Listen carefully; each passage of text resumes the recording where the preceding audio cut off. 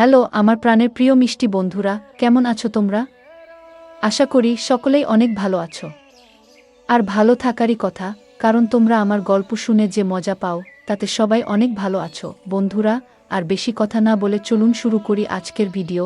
তুমি তো আজ অনেক ক্লান্ত, চলো আমি তোমার মাথায় তেল মালিশ করে দিই, বললেন চাচি। তার নরম হাত যখন আমার চুলে আলতো করে ঘুরছিল, আমার মনে এক অন্যরকম অনুভূতি হচ্ছিল। কিছুক্ষণ পর তার হাত আমার পিঠের দিকে নামল। পায়েল চাচি সবসময় নিজের কাজে ব্যস্ত থাকতেন, তাই আমার জন্য এমন কিছু করার সুযোগ খুব একটা পেতেন না। কিন্তু সেদিন রাতে চাচি নিজের হাতে আমার মাথায় তেল মালিশ করছিলেন। মালিশ করতে করতে কখন যে ঘুমিয়ে পড়লাম তা টের পাইনি। সকালে ঘুম ভাঙতেই দেখি আমার শার্ট নেই আর চাচি আমার পায়ের কাছে শুয়ে আছেন। ওনাকে এভাবে দেখে মনটা ভরে গেল। যখন আমার বাবা মা বিদেশে চলে গেলেন, তখন আমার জীবনে একটি নতুন অধ্যায় শুরু হলো। মা বাবা আমার যত্নের জন্য আমার চাচিকে আমাদের বাড়িতে থাকতে বললেন। পায়েল চাচি বয়স প্রায় 40-এর কাছাকাছি হলেও তার ব্যক্তিত্ব ও রুচিশীলতা ছিল মনোমুগ্ধকর। তার চালচলন, হাসি এবং কথার ধরন সবকিছুই একেবারে আকর্ষণীয় ছিল। আমি তার দিকে মুগ্ধ হয়ে তাকিয়ে থাকতাম। সত্যি বলতে চাচি ছিলেন সত্যিই আকর্ষণীয়। তার মুখে সবসময় এক ধরনের অদ্ভুত হাসি লেগে থাকত। আর চাচি যে আমার যত্ন নিতেন তা এক কথায় ছিল ভীষণ আলাদা। আমার প্রতি তার এমন একটি ভাবনা ছিল যেন আমি এখনও সেই ছোট্ট শিশু, যে প্রতিটি প্রয়োজনের জন্য অন্যের উপর নির্ভরশীল। তিনি আমার খাবার দাবার থেকে শুরু করে পোশাক পরিচ্ছদ সবকিছুতেই নজর রাখতেন, যেন আমার প্রতিটি ছোট বড় দায়িত্ব তারই উপর। অনেক সময় তার এই অতিরিক্ত যত্ন আমার মনে প্রশ্ন জাগাত, কিন্তু সত্যি বলতে এর মধ্যে এক ধরনের স্বস্তি খুঁজে পেতাম। সকালে তিনি যখন আমাকে গোসল করার কথা বলতেন, তার কণ্ঠে এক আলাদা ভাব থাকত। বারবার তিনি নিজেই আমাকে গোসল করাতে চাইতেন, যেন বুঝতেই চাইতেন না যে আমি এখন বড় হয়ে গেছি। বন্ধুরা, আজকের গল্পটা অনেক বেশি স্পেশাল, তাই কেউ মিস করো না। আর গল্পগুলো ভালো লাগলে ভিডিওটি লাইক, শেয়ার এবং চ্যানেলটি সাবস্ক্রাইব করো প্লিজ। একদিন চাচি আমাকে বললেন, তুমি ছোটবেলায় কতবার আমার কাঁধে উঠে খেলতে গো। আমি একটু লজ্জা করে চাচিকে বললাম, চাচি আমাকে এভাবে লজ্জা দিও না আগে। কিন্তু তিনি থামলেন না এবং গোসলের সময় আমার দিকে তাকিয়ে রইলেন। বন্ধুরা, আমার নাম সৌরভ, আর এখন আমার বয়স 20 বছর। ছোটবেলা থেকে শুনে আসছি যে মায়ের পরেই চাচি, ঠিক মায়ের মতো। এই কথাগুলো বরাবরই আমার মনে একটা প্রশ্নের জন্ম দিত, সত্যিই কি চাচি এতটা গুরুত্বপূর্ণ? তবে কখনো ভাবিনি যে চাচি আর আমার মধ্যে এমন কিছু ঘটবে যা আমি কল্পনাও করিনি। যিনি ছোটবেলায় আমার এত যত্ন নিয়েছেন, তার দৃষ্টিভঙ্গি কখন যে এতটা বদলে যাবে বুঝতেই পারিনি। একবার আমার বাবা মা 2 মাসের জন্য বিদেশে গিয়েছিলেন। মা বাড়ির দেখাশোনার জন্য একজন সহকারী পাঠিয়েছিলেন। পরদিন সকালে যখন ঘুম থেকে উঠলাম, হঠাৎ দরজার ঘণ্টা বাজল। যেহেতু মা বাবা বিদেশে ছিলেন, তাই ভাবলাম হয়তো কেউ এসেছেন। দরজা খুলতেই সামনে দাঁড়িয়ে ছিলেন এক লম্বা, সুন্দরী এবং আত্মবিশ্বাসী মহিলা। তার চোখে ছিল এক ধরনের ঝলক, আর মুখে ছিল মৃদু হাসি। তিনি হাসতে হাসতে বললেন, এই বাড়িতে একজন কাজের মহিলার দরকার ছিল, তাই না? আমি তাকে মনোযোগ দিয়ে দেখলাম এবং বললাম, হ্যাঁ, সম্ভবত আমার মা আপনাকে ডেকেছেন গো। তারপর তাকে বাড়ির ভেতরে নিয়ে এলাম। যখন তিনি ঘরে ঢুকলেন, আমি তাকে রান্নাঘর দেখালাম। তবে তিনি এমনই অভিজ্ঞ ছিলেন যে রান্নাঘরে কি কোথায় আছে তা সঙ্গে সঙ্গে বুঝে গেলেন, যেন আগে থেকেই এখানকার সবকিছু তার জানা। আমি ভাবলাম এটা খুবই ভালো হলো, মা নিশ্চিন্তে থাকতে পারবেন। তখনই মাকে ফোন করে জানালাম যে কাজে মহিলা এসে গেছেন। মা এটা শুনে অনেকটাই নিশ্চিন্ত হলেন। আমিও বুঝলাম এখন আর একা থাকার অনুভূতিটা থাকবে না। সারাদিনের কাজের পর সন্ধ্যায় কাজের মহিলাকে ছুটি দেওয়ার সময় এল। হঠাৎ করেই তিনি আমাকে বললেন, সৌরভ, সকাল থেকে তোমার সাথে আছি কিন্তু তুমি এখনও আমাকে চিনতে পারোনি গো। তার কথা শুনে আমি অবাক হয়ে গেলাম। বললাম, আমি জানি আপনি বাড়ির কাজের সহায়তা করতে এসেছেন, তবে আর কি পরিচয় আছে আপনার? তিনি হাসতে হাসতে বললেন, আমি এ বাড়িতে কাজের মহিলা হিসেবে এসেছি বটে, কিন্তু আগে আমাকে তুমি পায়েল চাচি বলে ডাকতে। আমার নাম পায়েল। তোমার ছোটবেলা থেকেই আমি তোমার দেখাশোনা করেছি গো। আমি বিস্মিত হয়ে বললাম, আমার জানা ছিল না যে পায়েল চাচি আমার জন্য এসেছেন গো। পায়েল চাচি এই কথা বলতেই তিনি আমার হাত নিজের হাতে নিলেন, আর তার স্পর্শে মায়ের মতোই এক ধরনের স্নেহ অনুভব করলাম। আমার মনে অদ্ভুত এক আনন্দের ঢেউ বয়ে গেল। আমি তাকে বললাম, এত বছর পর আপনাকে দেখে সত্যিই আমি খুব খুশি হয়েছি। ও সন্ধ্যা প্রায় 6টা বাজে, তাই তাকে বললাম, আজকের কাজ শেষ, এখন আপনি বিশ্রাম নিতে পারেন, কাল সময় মতো চলে আসবেন। তখন তিনি বললেন, সৌরভ, আমার নিজের থাকার জন্য কোনো বাড়ি নেই। তুমি যদি আমার বেতনের কিছুটা কমাও তাও সমস্যা নেই। তবে যদি তোমাদের বাড়িতে একটি ঘরে থাকতে পারি তাহলে ভালো হয় কি?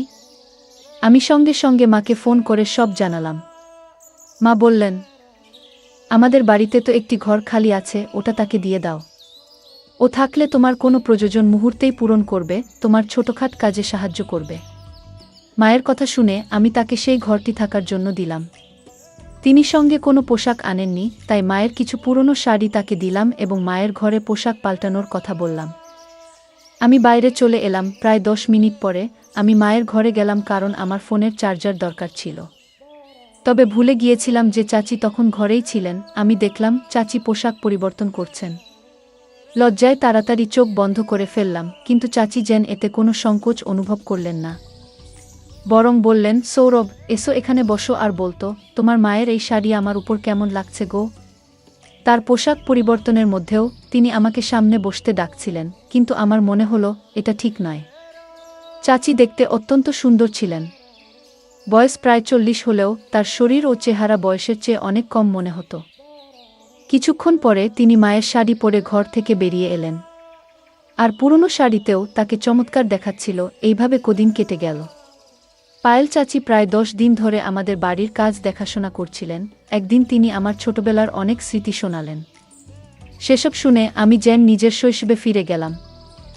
সেই ছোট্ট ছেলেটা যে সবসময় মোবাইলে ব্যস্ত থাকত, এবার নিজেই সে শৈশবের কথা ভাবতে লাগল। চাচি মাঝে মাঝে আমাকে বেশ বিভ্রান্ত করতেন। কয়েকদিন পর হঠাৎই একদিন বললেন, সৌরভ, আজ তোমাকে আমি নিজ হাতে গোসল করিয়ে দেব গো। আমি বারবার না করলেও তিনি হাসি মুখে গোসল করানোর জন্য জেদ করছিলেন। তার কথায় রাজি হয়ে শাওয়ার নিয়ে বের হলাম। দেখলাম চাচি আমার ঘরে বসে আছেন। তিনি বললেন, তুমি আমার হাতে গোসল করনি, কিন্তু এখন আমি তোমার ভেজা চুল মুছে দিতে চাই গো। আমি মাথা নিচু করে তোয়ালে দিলাম এবং তার সামনে বসলাম। চাচি স্নেহভরা হাতে আমার চুল মুছে দিতে লাগলেন। আমি চাচিকে পরিবারের সদস্যের মতোই মনে করতাম, তাই স্বাভাবিকভাবেই তার সাথে মিশতাম। বলেছিলাম, এই ঘরটাকে নিজের ঘর মনে করবেন। আমার কথা তিনি মনোযোগ দিয়ে শুনলেন এবং আমাদের বাড়িতে এমনভাবে থাকতে শুরু করলেন যেন এটি তার নিজেরই ঘর। এক সন্ধ্যায় আমি বন্ধুদের সঙ্গে এক জন্মদিনের পার্টিতে যাচ্ছিলাম। তখন চাচি আমাকে জিজ্ঞেস করলেন, কোথায় যাচ্ছ? আমি বললাম, একটা পার্টিতে যাচ্ছি গো। তখন তিনি বললেন, তুমি আমাকে পরিবারের অংশ বলো, কিন্তু একাই চলে যাচ্ছ।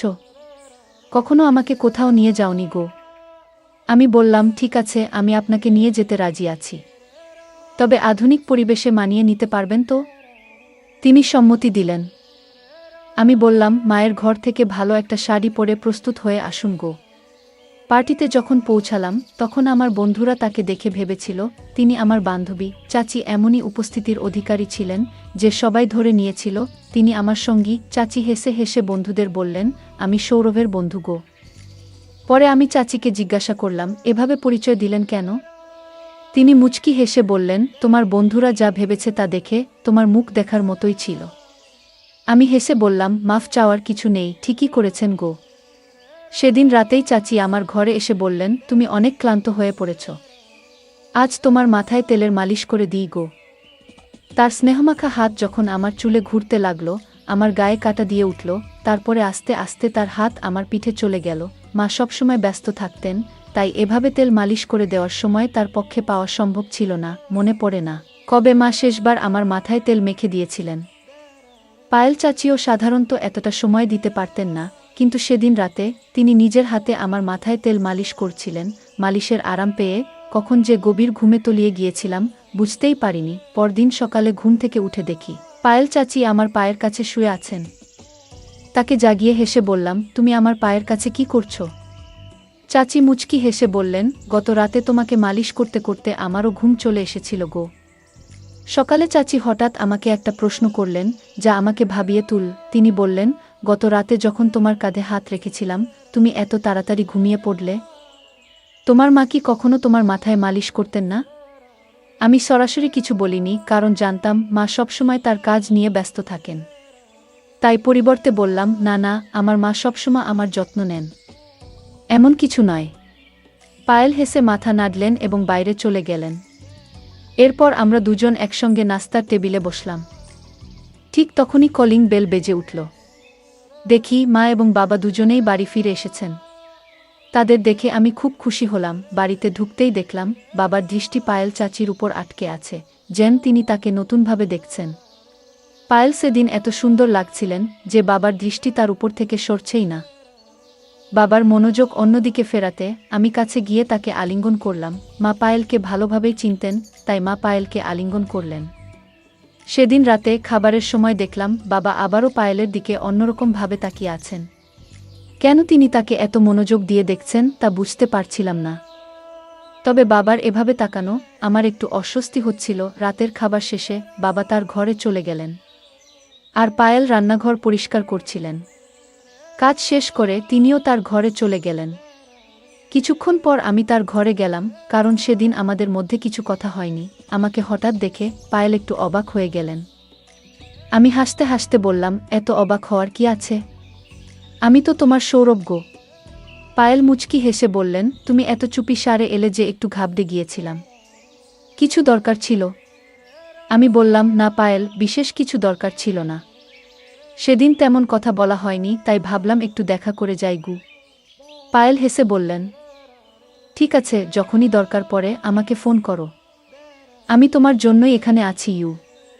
তার কথায় আমি হেসে দিলাম। তারপর ঘর থেকে বেরিয়ে এলাম। পরদিন সকাল হয়ে গেল।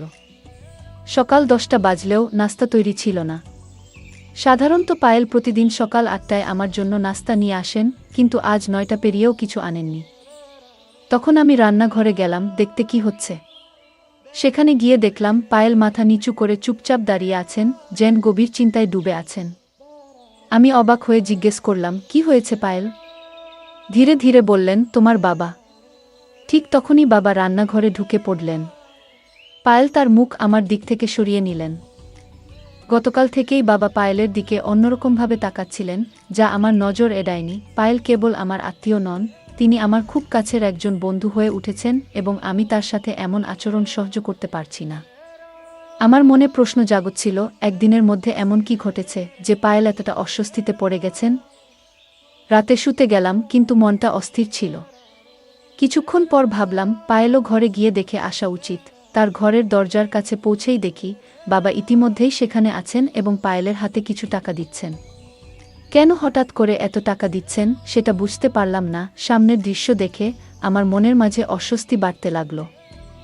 পায়েল বাবাকে বলছিলেন, যতক্ষণ না আমি সৌরভের সাথে কথা বলবো আমি এই বাড়ি ছাড়ব না আগে। আমার মনে হলো হয়তো সে আমাকে ভালোবেসে ফেলেছে। দেরি না করে আমি সরাসরি তার ঘরে ঢুকে পড়লাম। বাবাকে জিজ্ঞাসা করলাম, আপনি এখানে পায়েলের সাথে কি করছেন? আমার প্রশ্ন শুনে মাও ঘরে এসে ঢুকলেন। আমাকে দেখে মা বাবার মুখের ভাব কেমন যেন বদলে গেল। মা বাবা আমাকে বলতে লাগলেন, তুমি নিজের ঘরে ফিরে যাও। আমি প্রতিবাদ করে বললাম, আমি আর শিশু নই। আমি জানতে চাই এখানে আসলে কি ঘটছে এবং আপনি পায়েলের সাথে কি করছেন গো। ঠিক তখনই পায়েল আমার কাছে এসে আমাকে জড়িয়ে ধরে কাঁদতে লাগলেন। তিনি বললেন, সৌরভ, এই বাড়িতে তুমি একমাত্র ব্যক্তি যে আমাকে বোঝো। এখানে আসার পর থেকে তোমাকে অনেক কিছু বলতে চেয়েছি, কিন্তু কিছু কারণে চুপ ছিলাম।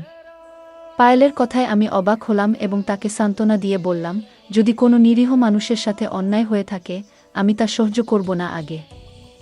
তখন মা পায়েলকে বললেন, তুমি চুপ থাকাই ভালো আর এখান থেকে চলে যাও। কিন্তু পায়েল উত্তেজিত হয়ে মায়ের দিকে তাকিয়ে বললেন, আজ আর চুপ থাকব না। আমি সৌরভকে সব সত্য বলবো। পায়েল আমার দিকে ফিরে বললেন, সৌরভ, তুমি তোমার এই মা বাবার সন্তান নও। তোমার আসল মা তানিয়া, তিনি আমার বড় বোন। কয়েক বছর আগে তিনি এই বাড়িতে কাজ করতেন এবং দুজন যমজ সন্তানের জন্ম দিয়েছিলেন। তোমার বাবা তাদের একজনকে তোমার দত্তক হিসেবে নিয়েছেন, আর আমি এখন তোমার ভাইয়ের যত্ন করি। তোমাকে ভালোভাবে দেখাশোনা করার জন্য আমি এখানে আছি।